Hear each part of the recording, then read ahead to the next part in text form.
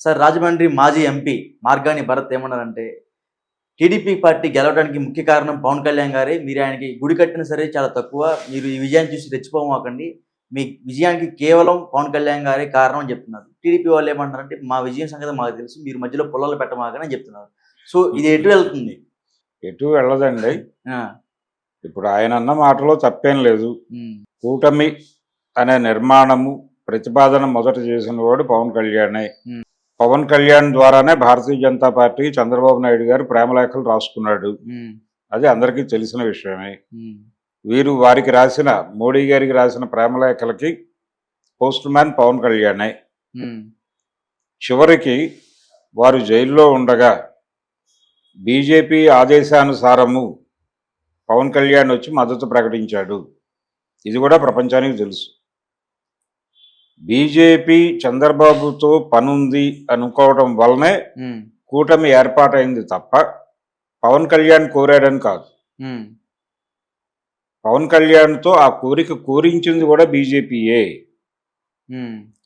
అదొక మాట ఉంటుంది మార్కెట్లో అని ఒక మాట అనిపించారు అతనితో. ఓకే. చంద్రబాబును కలిశాడు అతను పర్సనల్గా ఈ మాట అనడానికి ముందు. హ్మ్.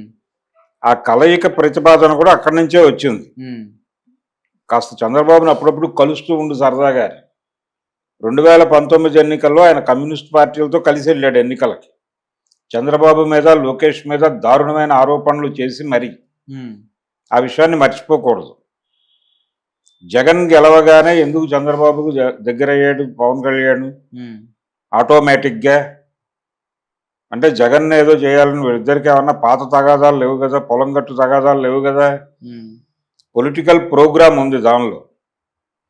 బీజేపీ వాళ్ళే బాబు పవన్ నువ్వు కొంచెం అతనికి దగ్గరగా వ్యవహరించు అన్నారు. ఆ విషయం అతనికి తెలుసు, హ్మ్. చంద్రబాబుకు కూడా తెలుసు. ఈ డ్రామా వారు నడుపుతున్నారు అని. చంద్రబాబు అరెస్టు అనేది అమిత్ షా బీజేపీ కోరుకుంది. హ్మ్. జగన్మోహన్ రెడ్డి నేను అరెస్ట్ చేయాలనుకుంటున్నాను అనే విషయాన్ని హోంమంత్రిత్వ శాఖకి విన్నవించుకున్నాడు. వెళ్ళన్నారు వాళ్ళు. ఏం పర్లేదు వెళ్ళు, నీ దగ్గర ప్రాపర్ సాక్ష్యాలు ఉంటే అడుగు ముందుకు పోయి ఏమీ కాదు అని చెప్పిన తర్వాతే అతను వెళ్ళి అరెస్ట్ చేశాడు. ఓకే. ఎందుకు ఆ మాట అన్నారు వాళ్ళు? అప్పటికి కూడా వాళ్ళు భవిష్యత్తులో మనం తెలుగుదేశంతో పొత్తు పెట్టుకోవాల్సిన అవసరం ఉంటే పెట్టుకుంటాము అని తెలుసు. హ్మ్. తెలిసినప్పటికీ ఎందుకు లోపలేసే ఏం పర్లేదని చెప్పాడు అమిత్ షా గారు. ఎందుకు చెప్పాడంటే చంద్రబాబు మీద కూడా ఒక కేసు ఉంటే మంచిది అని, మన కంట్రోల్లో ఉంటాడు హ్మ్. తల ఎగరేయకుండా. కాబట్టి మరక మంచిదే వేసేయి అని చెప్పారు. వేసాడు ఈయన. హ్మ్. వేసిన తర్వాత ఇమ్మీడియట్గా ఇండియా కూటమి అయిపోయింది. చంద్రబాబు నాయుడు మీద ఈ అరెస్టు జరిగింది కాబట్టి మనం చంద్రబాబుని మన ఫోల్డ్లోకి తెచ్చుకోవచ్చు కూటమిలోకి అని చెప్పి వాళ్ళు ఇమ్మీడియట్గా ఖండించారు. హ్మ్. రాహుల్ గాంధీ, కేజ్రీవాల్, మమతా బెనర్జీ మరొకళ్ళు గబగబా ఖండించేశారు. హ్మ్. ఈయన జైల్లోకి వెళ్ళాడు. వెళ్ళే వరకే కావాలి వాళ్ళకి సీన్. లాగ్ ఉండకూడదు. భారతీయ జనతా పార్టీ వాళ్ళు అద్భుతమైన ఎడిటర్. హ్మ్. చంద్రబాబు జైలుకి వెళ్ళగానే పవన్ కళ్యాణ్ ఓజీ షూటింగ్లో ఉన్నాడు. ఆ ఓజీ షూటింగ్ ఆపి నువ్వు వెళ్ళి చంద్రబాబును కలిసి మద్దతు ప్రకటించు, ఇది నీ క్యారెక్టరు, ఇది నీ సీను, ఇది డైలాగు అని చెప్పారు. వెళ్ళాడు, అతను నటించాడు. దాని తాలూకా రెమ్యూనరేషన్ కూడా ముట్టుండొచ్చు అతనికి. వచ్చి జనసేన టీడీపీ కలిసి పోటీ చేస్తాయి, భారతీయ జనతా పార్టీ కూడా మాతో కలవచ్చు అని ప్రకటించాడు ఆ రోజు. ఇదే కదా అంతా ఆయన బయటకు వచ్చి అయిపోయిన తర్వాత వాళ్ళు స్టడీ చేశారు. అప్పుడు కూడా ఈయన రూట్ మ్యాప్ ఇవ్వండి అని చెప్పి పవన్ కళ్యాణ్ అడగటం. సోము వీర్రాజు భీమవరంలో బీజేపీ తెలుగుదేశానికి వైసీపీకి సమాన దూరంలో ఉంటుంది అని ప్రకటించాడు. హ్మ్. పవన్ కళ్యాణ్ గారు 3 పార్టీలు కలిసి ఎన్నికలకు వెళ్తాయంటున్నారు, మీరు ఏమంటారు అంటే హ్మ్. భీమవరంలో ఇచ్చాడు ఈ స్టేట్మెంట్ ఆయన. లేదు, భారతీయ జనతా పార్టీ 2 ప్రాంతీయ పార్టీలతోనూ సమాన దూరంలో వ్యవహరిస్తుంది, హ్మ్. ఇది వచ్చే ఎన్నికలకు సందర్భంగా మా స్టాండు హ్మ్. అని ప్రకటించాడు సోము వీర్రాజు గారు. ఓకే. సో అప్పటికి వాళ్ళకి ఇంకా స్టడీలే పూర్తి కాల. వాళ్ళకి ఏమిటి కావాలి? ఆంధ్ర నుంచి ఎంపీలు వాళ్ళ కాంపౌండ్లోకి కావాలి అంతే. ఆంధ్ర నుంచి 17 ఉన్నాయా సీట్లు? అవును. ఈ 17 వాళ్ళ కాంపౌండ్లోకి కావాలి. కాంగ్రెస్కి ఒక్కటి కూడా వెళ్ళకూడదు. దానికి ఏం చేయాలనేది చేశారు. చేసి తెలుగుదేశం పార్టీకి ఎక్కువ వచ్చే అవకాశాలు ఉన్నాయని తెలిసింది. జగన్మోహన్ రెడ్డి ఎలాగో మన కాంపౌండ్ మనిషి అని తెలుసు వాళ్ళకి. ఇతను ఇక్కడ కోప్పడ్డా ఢిల్లీ వచ్చి మన కాంపౌండ్లోనే తన ఎంపీలను పెడతాడు, అతని 4 ఎంపీల పార్కింగ్ మన దొడ్లోనే అనే విషయం వాళ్ళకి స్పష్టంగా తెలుసు. 4 5 ఓకే. మిగిలిన ఎంపీలు ఇప్పుడు తెలుగుదేశం పార్టీ కూటమిలోకి వెళ్ళిపోతే, ఇండియా కూటమిలోకి వెళ్ళిపోతే, ఇతను గెలిచే 10 12 అటు వెళ్ళిపోతే ఏమిటి పరిస్థితి? అందుకని చంద్రబాబుని ఇండియా కూటమి వైపు వెళ్లకుండా తిప్పాలి. తిప్పారు. పవన్ కళ్యాణ్ అనేటువంటి స్టీరింగ్తో తిప్పారు. ఆయన తిరిగాడు, అయిపోయింది సీన్. ఫైనల్గా ఏం జరిగింది? రేవంత్ రెడ్డి మన అన్నట్టు బాబు జగన్ పవన్, ఇదే బీజేపీ అన్నాడు కదా, బాబు జగన్ పవన్ ముగ్గురు కూడా ఓం బిర్లా స్పీకర్గా ఎన్నికయ్యేటప్పుడు ఎన్నిక జరిగింది. ఆ ఎన్నికలో ఓం బిర్లా కోటేసరికి వీళ్ళందరూ 17 మంది సామూహికంగా వెళ్ళి, సో ప్రోగ్రాం వర్కౌట్ అయిపోయింది.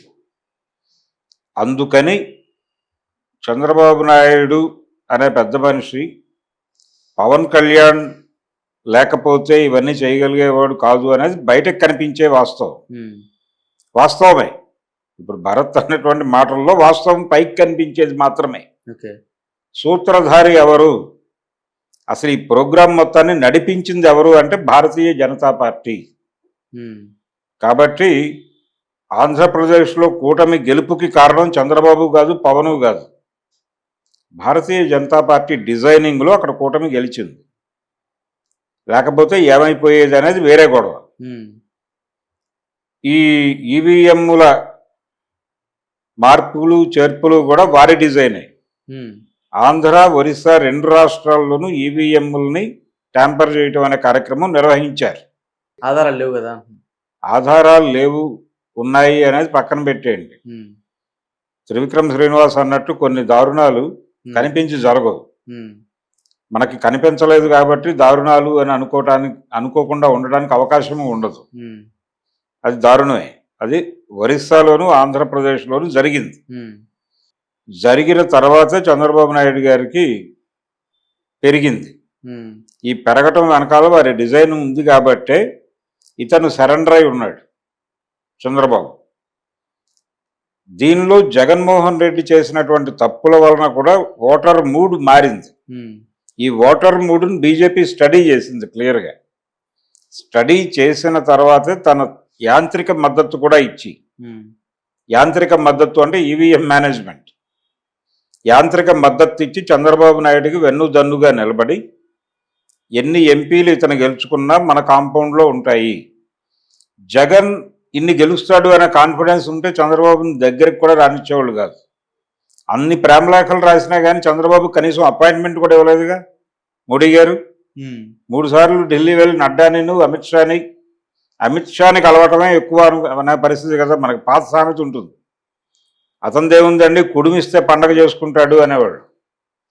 అట్లా అమిత్ షాని కలిసి పండగ చేసుకున్నాడు కదా ఇతను ఒక దశలో చంద్రబాబు.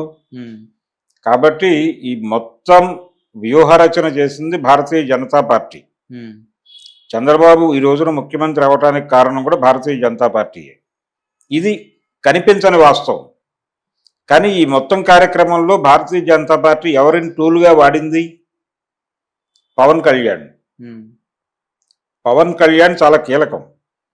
అందుకనే ప్రమాణ స్వీకార మహోత్సవం పూర్తయిన తర్వాత చిరంజీవిని పవన్ కళ్యాణ్ని పట్టుకుని మోడీ గారు 2 చేతులు ఎత్తి జనాలకు అభివాదం ఎందుకు చేశాడు? ఊరికనే చేయలేదు, దాని వెనకాల ప్రోగ్రాం ఉంది.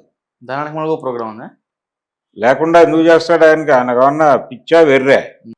ఆయన ఏం చెప్పదలుచుకున్నాడంటే ఆ అభివాదం ద్వారా మా భవిష్యత్తు కార్యక్రమం ఇది, చంద్రబాబు నాయుడు తల ఎగరేస్తే ఇమ్మీడియట్గా వారిని తప్పించి వీరిని ముందుకు తీసుకొచ్చి ముఖ్యమంత్రిని చేస్తాం మేము, అవసరమైతే జగన్మోహన్ రెడ్డితో మద్దతు ఇప్పిస్తాం పవన్ కళ్యాణ్. చంద్రబాబు తల ఎగరేస్తే తీసేయటానికి మాకు 2 కత్తులు ఉన్నాయి ఇక్కడ. పిచ్చి వేషాలు వేయొద్దు అని అతనికి వార్నింగ్. ఉమ్, ఆ అభివాదం వెనకాల స్టోరీ ఇది. సో ఆ లెవెల్ స్కెచ్లు వేస్తున్నారు వాళ్ళు. ఉమ్, అందుకని చంద్రబాబు నాయుడు ఏం మాట్లాడాలో ఎలా మాట్లాడాలో అర్థం కాక పవన్ కళ్యాణ్కి ఎక్కడ లేని ప్రాధాన్యత ఇస్తున్నాడు. ఉమ్, అతనికి చాలా స్పష్టంగా తెలుసు ఇతను భారతీయ జనతా పార్టీ తరఫున తనకి అందిన వార్నింగ్ కాల్గా ఆయన పవన్ కళ్యాణ్ని చూస్తున్నాడు. ఉమ్, నిన్న చివరికి అడ్వకేట్ జనరల్ పంపిణీ వ్యవహారంలో కూడా వాళ్ళ లీగల్ అడ్వైజర్ని తీసుకొచ్చి అతనికి పదవి ఇచ్చారుగా. అవును, జనసేన లీగల్ అడ్వైజర్ని పట్టుకొచ్చి 10 ఏళ్ళ నుంచి వాళ్ళంపటే ఉన్నాడు. ఉన్నాడు. ఉమ్, కానీ వీళ్ళకి ఇవ్వాల్సిన అవసరం ఏముంది? ఇవ్వకపోయినా అడిగేవాడేవాడు. ఉమ్, కానీ ఎక్కడ 2 పదవులు ఉన్నా అక్కడ జనసేనకు ఒక పదవి ఇవ్వాలనే పద్ధతిని పాటిస్తున్నాడు చంద్రబాబు. ఉమ్, ఇంత పద్ధతిగా ఎందుకు? గతంలో లెఫ్ట్తో ఉన్నాడే, అవును, అప్పుడు వాళ్ళకేమీ ఇవ్వలేదుగా ఇలాంటివి. ఇప్పుడు ఎందుకు పవన్ కళ్యాణ్కి ఇంత ప్రాధాన్యత ఇస్తున్నాడు ఉమ్, అంటే పవన్ కళ్యాణ్గా మాత్రమే చూడకూడదు. పవన్ కళ్యాణ్ అనే మనిషి వెనకాల మోడీ అనేటువంటి ఇంకొక వెపన్ ఉంది.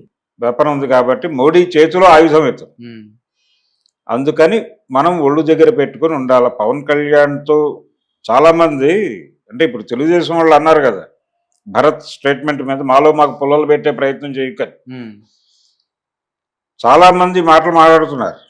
అంటే పవన్ కళ్యాణ్ని చంద్రబాబుని విడదీయటానికి వైఎస్ఆర్సీపీ కుట్రలు పన్నుతోంది అని. ఉమ్, వీళ్ళు కుట్రలు పన్నినంత మాత్రాన వాళ్ళు విడిపోరు. ఎప్పుడు విడిపోతారంటే ఢిల్లీలో నరేంద్ర మోడీ గారు లేకపోతే భారతీయ జనతా పార్టీ నాయకత్వం పవన్ కళ్యాణ్ చంద్రబాబుతో ఉండటం సరికాదు అనుకున్నప్పుడు పవన్ కళ్యాణ్ తెలుగుదేశం కూటమితో విడిపోతాడు. ఉమ్, అప్పటి వరకు ఖచ్చితంగా కలిసి ఉంటాడు. ఏం జరిగినా కలిసి ఉంటాడు. ఉమ్, కాబట్టి వాళ్ళిద్దరి మధ్య పుల్లలు పెట్టడం అనేది వైఎస్ఆర్సీపీ వల్ల అయ్యే పని కాదు. ఓకే, వాళ్ళిద్దరూ కలిసి ఉండాలని భారతీయ జనతా పార్టీ ఎంతకాలం అనుకుంటుందో అంతకాలం కలిసి కాపురం చేస్తారు. ఈ కాపురం అనవసరం అని భారతీయ జనతా పార్టీ అనుకుంటే పవన్ కళ్యాణ్ వచ్చేసి బీజేపీతో టైఅప్ అయిపోయి ముఖ్యమంత్రి అయిపోయినా అయిపోతాడు. ఉమ్, దానికి చిరంజీవి మద్దతు ఉంటుంది. ఉమ్, అదే ఆ అభివాదం వెనకాల ఉన్న స్టోరీ. ఓకే, అందుకని ఇవన్నీ ఏమిటంటే ఎవరికి వారు వారి వారి ప్రయోజనాల కోసం. ఇప్పుడు అతను అన్నది ఏంటి? భరత్ అన్నది ఉమ్, కూటమి గెలుపుకు పవన్ కళ్యాణే కీలకం. పవన్ కళ్యాణ్ లేకపోతే ఇది అయ్యేది కాదు అనేది బయటకు కనిపించే వాస్తవం. అవును, లోపల వాస్తవం వేరు. నేను చెప్పాను స్పష్టంగా. ఉమ్, ఈ మొత్తం నాటకం మహాభారతంలో శ్రీకృష్ణుడు ఎలాగైతే సూత్రధారిగా వ్యవహరిస్తాడు, ఆయుధమును ధరింప, నేను యుద్ధరంగంలో ఉంటాను కానీ ఆయుధం ముట్టుకోను, ఊరికనే ఒక పక్క నుండి సలహాలు చెప్తాను, నేను ఒకవైపు ఉంటాను, నా సైన్యం ఒకవైపు ఉంటుంది, నీకు నేను కావాలా నా సైన్యం కావాలో కోరుకో, నీకు అది కావాలంటే అది ఇచ్చేస్తా, లేదు నన్ను కోరుకుంటే నేనే వచ్చి నీ దగ్గర ఉంటా, కానీ ఆయుధం పట్టుకో, ఉమ్, యుద్ధం చేయను, సాహా మాత్రమే చెప్తా, ఉమ్, నేను కావాలో నా సైన్యం కావాలో తేల్చుకో అని దుర్యోధను అడిగితే ఇతన్ని తీసుకెళ్ళి నేనేం చేసుకుంటాను, నా సైన్యం ఉంటే బెటర్ కదా అని సైన్యం కోరుకుంటాడు ఆయన. ఇతను పాండవుల వైపు వెళ్ళి సలహాలు చెప్పి చంపేశాడు కదా వాళ్ళని. అవును, so Bharatiya Janata party role అది ఆంధ్ర రాజకీయాల్లో. ఓకే, వాళ్ళు కనిపించని గేమ్ నడిపారు అక్కడ. వాళ్ళకి ఏమీ ఓట్ బ్యాంక్ కూడా లేదు అక్కడ. లేదు. అవును, 1% ఓట్ బ్యాంక్ లేని భారతీయ జనతా పార్టీ కేంద్రంలో అధికారం అడ్డు పెట్టుకుని ఆడిన గేమ్ అది. దాన్ని పట్టించుకోకుండా ఆంధ్రప్రదేశ్ రాజకీయాలు మాట్లాడటం తప్పు. ఉమ్, ఇది ఆంధ్రప్రదేశ్లో జరుగుతున్నటువంటి డ్రామా. ఓకే, అందుకని భరత్ అన్న దానిలోనూ తప్పు ఉంది. వారిని ఖండిస్తూ తెలుగుదేశం వాళ్ళు పడటంలో కూడా తప్పు ఉంది. కాకపోతే వాళ్ళు ప్రొటెక్ట్ చేసుకునే ప్రయత్నం చేస్తున్నారు. ప్రొటెక్ట్ చేసుకోవడం అంటే నువ్వు మా మధ్య పుల్లలు పెట్టకంటే భారతీయ జనతా పార్టీకి మాకు కూడా పుల్లలు పెట్టకు అని. ఉమ్, మాకు తెలిసే జరుగుతోంది ఇదంతా. ఉమ్, మేము ఈ గేమ్లో భాగంగా ఉన్నప్పటికీ ఉండటం వల్లనే మేము అధికారం అనుభవిస్తున్నాం. మీరు అలా ఉండలేకపోయారు కాబట్టి ప్రతిపక్షంలో ఉన్నారు. కాబట్టి మీరు మా మీద పడి ఏడవకండి, మా జీవితాలు నాశనం చేయకండి.